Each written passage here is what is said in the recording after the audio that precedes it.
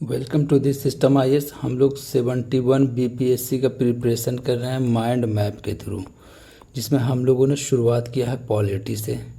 Polity complete है, history भी complete है, बिहार स्पेशल भी कंप्लीट हो गया है और साइंस का सारा जो बचा हुआ लेक्चर फिजिक्स का है वो आज आ जाएगा। ठीक है, यानी कि बायोलॉजी कंप्लीट है, केमिस्ट्री कंप्लीट है, फिजिक्स ठीक है किसी वजह से लेट हो गया, लेकिन पूरा का पूरा जो है वो माइंड मैप तैयार है, रिकॉर्ड करके डाल दिया जाएगा। तो इस तरीके से साइंस भी कंप्लीट हो जाएगा। फिर उसके बाद सिर्फ करंट अफेयर का जो टॉपिक बचा वो हम लोग कंप्लीट कर लेंगे, साथ साथ एमसीक्यू का भी सीरीज आ जाएगा। ठीक है, तो एक एक करके चीज़ों को कंप्लीट करते हैं। सबसे पहले हम लोग शुरुआत करते हैं फिजिक्स की यूनिट एंड डायमेंशन से। एक सवाल आता है, ठीक है, 8 से 10 मिनट लगेगा इसको पढ़ने में एक पेज को, लेकिन एक सवाल कंफर्म हो जाएगा।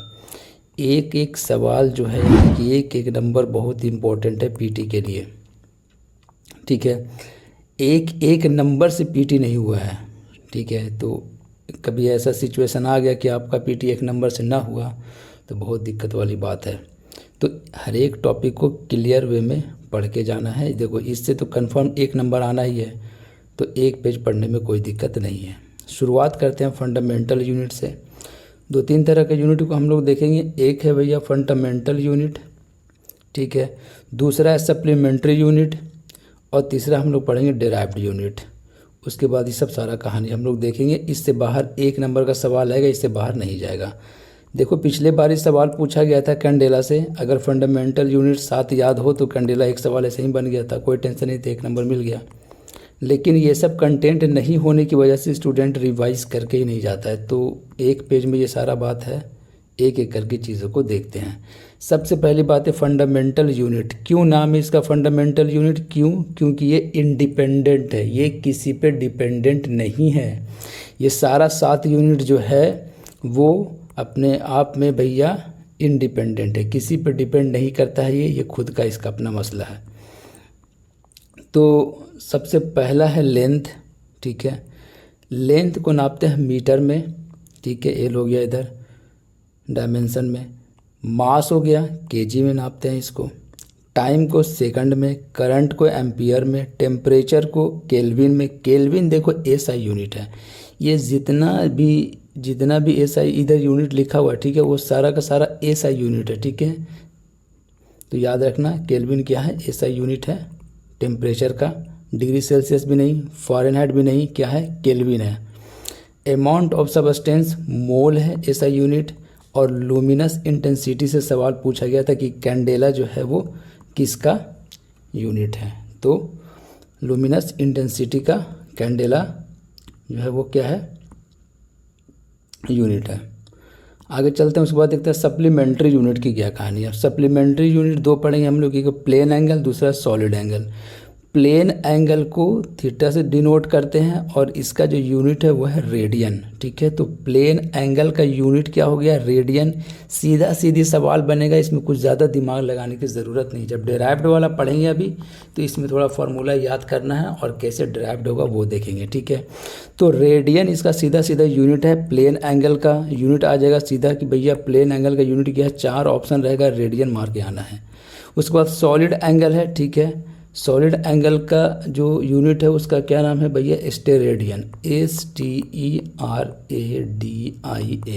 स्टेरेडियन। ठीक है, ये यूनिट है किसका, सॉलिड एंगल का। ये भी सवाल पूछा हुआ है, ये भी सवाल पूछा हुआ है। ठीक है, तो सारा इम्पोर्टेंट है।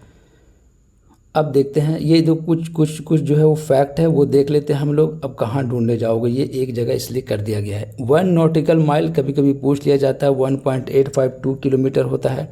1 एस्ट्रोनॉमिकल यूनिट, अब ये एस्ट्रोनॉमिकल यूनिट क्या होता है, average distance between sun and the earth. Earth और सन के बीच में, अर्थ और सन के बीच का जो एवरेज डिस्टेंस है उसको क्या कहते हैं, एस्ट्रोनॉमिकल यूनिट कहते हैं। वो कितना है, 1.455 × 10⁻11 मीटर में। ठीक है, आगे चलते हैं।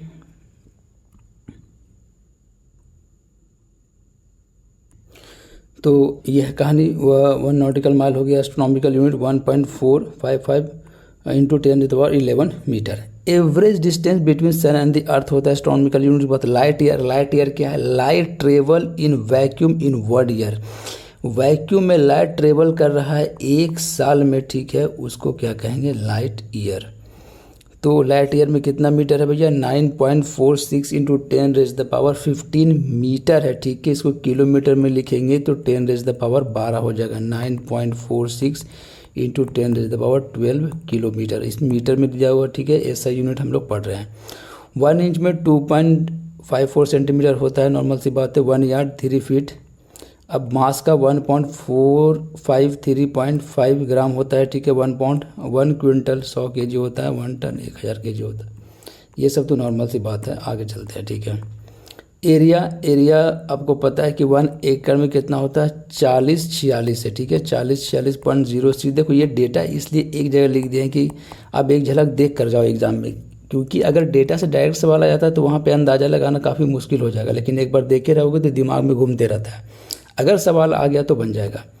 वॉल्यूम की क्या कहानी भैया, 1 लीटर, ये आपको पता है। 1 गैलन, देखो ये तो पूछा हुआ सवाल है बैरल वाला। अब बैरल वाला कभी सवाल पूछा होगा, ठीक है, तो उस वक्त स्टूडेंट अगर रिवाइज करके नहीं गया तो कैसे बनाएगा, वो अंदाज़ा तो नहीं लगा सकते। इसमें 159 लीटर होगा, तो 1 बैरल कितना होगा, 159 litre. 1 gallon 3.785 centimetre cube. 1 litre 1000 centimetre square, ठीक है। टाइम की क्या कहानी है, टाइम है 1 cosmic year equal to 25 crore year. तो आ जाएगा सवाल कि 1 कॉस्मिक ईयर में कितना ईयर होता है भैया, तो 25 करोड़ ईयर होता है। डेराइव्ड यूनिट पढ़ते हैं जहाँ से सबसे ज़्यादा सवाल आता है। सबसे पहला डेंसिटी। डेंसिटी क्या होता है, मास बाई वॉल्यूम। आपको पहले भी पता है कि डेंसिटी का फॉर्मूला क्या होता है, मास बाई वॉल्यूम। अब एक एक करके चीज़ों को समझो। मास का हो गया केजी और वॉल्यूम का क्या हो गया, मीटर क्यूब, यानी कि ml-3। ये एक एग्जांपल लिखकर दिखा दिए, बाकी सबका वैसे ही लिख सकते हो आप। डायमेंशन हो गया, ये यूनिट हो गया, ठीक है। और फोर्स का होता है ma। सेकंड लॉ हम लोग पढ़ेंगे, देखेंगे, ठीक है। मास इंटू एक्सेलरेशन, तो मास हो गया, ठीक है, मास इंटू एक्सेलरेशन हो गया, ठीक है। तो मास का क्या हो गया, आपको पता है केजी। एक्सेलरेशन क्या होता है, वेलोसिटी अपॉन टाइम। और वेलोसिटी क्या होता है, यानी कि अगर वेलोसिटी हो गया डिस्टेंस बाई टाइम, तो डी का टी स्क्वायर हो गया, डी बाई टी स्क्वायर। तो हो गया इस तरफ क्या हो गया भैया, केजी हो गया, मीटर हो गया, और टी का हो गया सेकंड स्क्वायर, यानी कि केजी मीटर पर सेकंड स्क्वायर। तो केजी मीटर पर सेकंड स्क्वायर को क्या बोलते हैं, न्यूटन बोलते हैं। सिंपल सी बात है। एम का हो गया केजी और इसका हो गया वी बाई टी, ठीक है। लेकिन फिर क्या हो जाएगा, ये केजी तो था ही, और वी का हो जाएगा क्या, डिस्टेंस अपॉन टी, तो 1 टी और 2 डी, टी स्क्वायर हो गया। अब यहाँ से सीधा सीधी लिख लेंगे, केजी हो गया, ये डी का हो गया मीटर, इसका हो गया सेकंड स्क्वायर। तो केजी मीटर पर सेकंड स्क्वायर। सिंपल सी बात है, इतना तो मैथमेटिक्स समझ में आ रहा होगा। ये हो गया न्यूटन। प्रेशर का क्या कहानी है, तो प्रेशर होता है फोर्स पर यूनिट एरिया, ठीक है। एक यूनिट एरिया में कितना प्रेशर लग रहा है, ठीक है सर, कितना फोर्स लग रहा है उसको क्या कहेंगे, प्रेशर कहेंगे। तो एक यूनिट एरिया में जितना फोर्स लग रहा है तो उसको क्या कहेंगे, प्रेशर कहेंगे। तो प्रेशर क्या होता है, फोर्स पर यूनिट एरिया। अब फोर्स का तो पता है न्यूटन हो गया, एरिया का होता है मीटर स्क्वायर, यानी कि न्यूटन पर मीटर स्क्वायर। अब इसको क्या कहेंगे, न्यूटन पर मीटर स्क्वायर हो गया, ठीक है, न्यूटन पर मीटर स्क्वायर। आगे चलते हैं, वर्क पढ़ते हैं, ठीक है। वर्क क्या डेफिनेशन है, एफ इंटू डी। अब एफ इंटू डी, ठीक है, स्केलर क्वांटिटी है वर्क, ठीक है। और एफ इंटू डी का मतलब क्या हुआ, फोर्स इंटू डिस्प्लेसमेंट, ठीक है। डिस्प्लेसमेंट जो है वो क्या वेक्टर क्वांटिटी है, लेकिन दोनों का प्रोडक्ट क्या है, स्केलर क्वांटिटी है। ये मतलब इसका स्केलर क्वांटिटी, वर्क जो है स्केलर क्वांटिटी है। आगे चलते हैं, तो एफ हो गया इंटू डी हो गया, तो एफ हो गया फोर्स, फोर्स का हो गया न्यूटन, और डी क्या डिस्टेंस, यानी कि डिस्प्लेसमेंट भी क्या डिस्टेंस है, तो किस में नापेंगे, मीटर में नापेंगे। तो न्यूटन मीटर हो गया। इसको कहते हैं जूल, ठीक है, ठीक है, इसको क्या कहेंगे, जूल कहेंगे। यानी कि वर्क का जो यूनिट क्या है, जूल है, न्यूटन पर मीटर। अगर सवाल आ गया कि भाई ये जूल क्या होता है, तो न्यूटन मीटर होता है, ठीक है, पर मीटर नहीं, सॉरी, न्यूटन मीटर होता है। एनर्जी का क्या कहानी, एनर्जी क्या होता है, वर्क पर यूनिट टाइम। तो वर्क पर यूनिट टाइम इसका तो डेफिनेशन हो गया। तो वर्क का आपको पता है जूल होता है, ठीक है, और टाइम का हो गया सेकंड। तो ये हो गया इसका यूनिट। अब इसी को क्या कहते हैं, वाट। तो आपको पता होना चाहिए वाट में क्या आ रहा है कहानी, जूल पर सेकंड की कहानी है वाट में।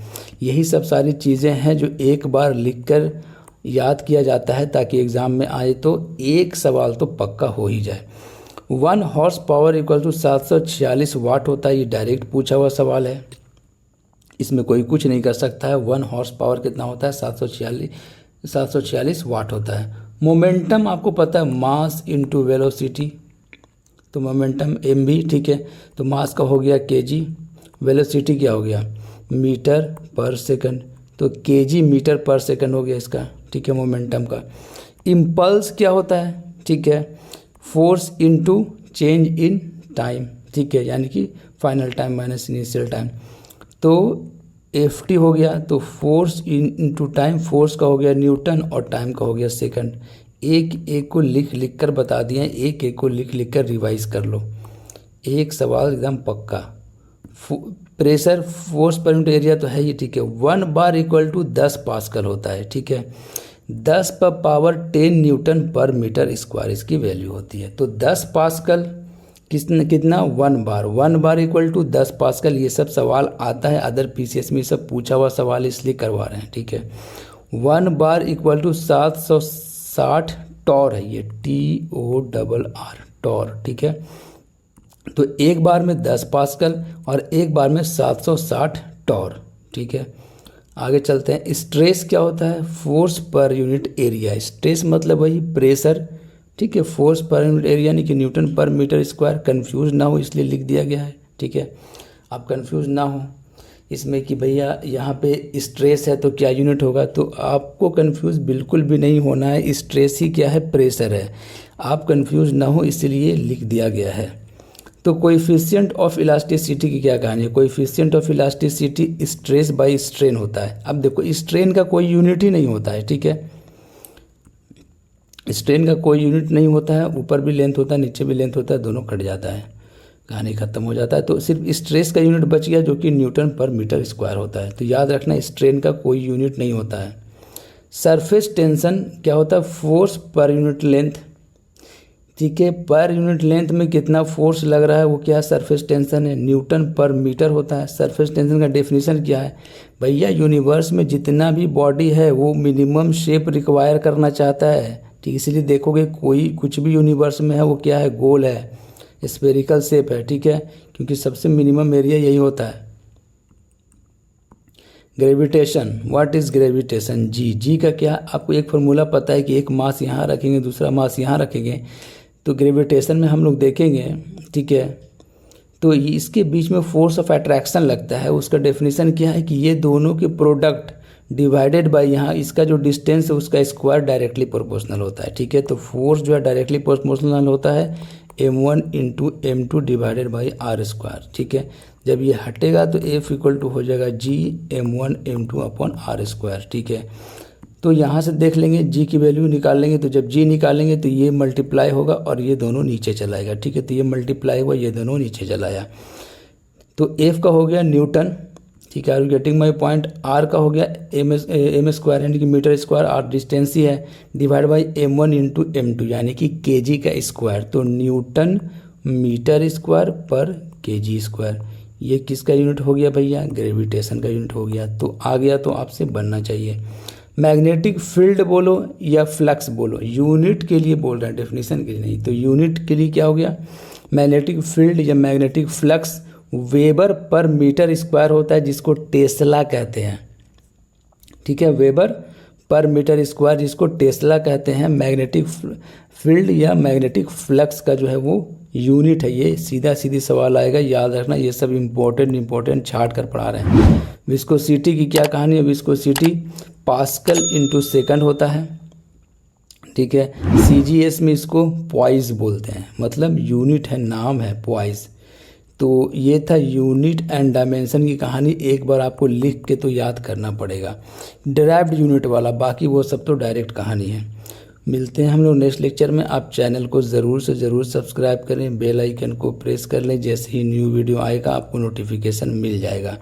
चैनल आप ज़रूर से ज़रूर सब्सक्राइब करें, ठीक है। और अगर आपके पास टाइम है तो वीडियो को शेयर करें, ठीक है। लेकिन चैनल को ज़रूर सब्सक्राइब करें। आप वीडियो देखते हैं लेकिन चैनल को सब्सक्राइब नहीं करते हैं, ये गलत बात है, ठीक है। इनिशिएटिव है, सपोर्ट करना चाहिए आपको। Best of luck for your exam. मिलते हैं हम लोग नेक्स्ट लेक्चर में, पढ़ेंगे लाइट, कंप्लीट लाइट। एक लेक्चर में हम लोग कंप्लीट करें।